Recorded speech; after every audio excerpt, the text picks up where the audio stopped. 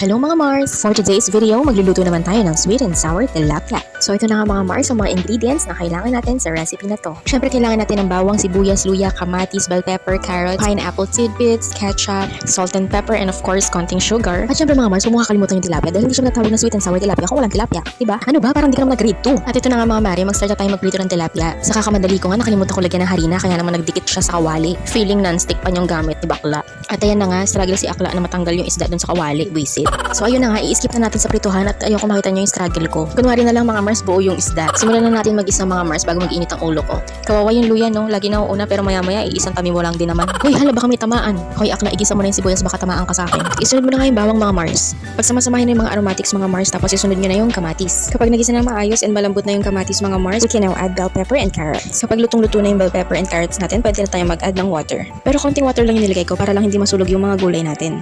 Naglagay nga rin pala ako ng vinegar dyan mga Mars. Tapos sinayaan ko lang na kumulo ng kumulo.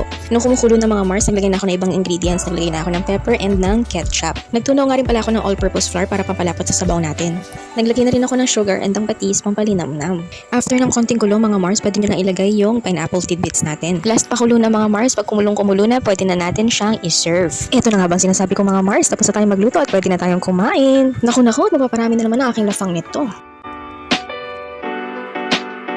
Thank you for watching mga Mars. See you in my next video. Bye!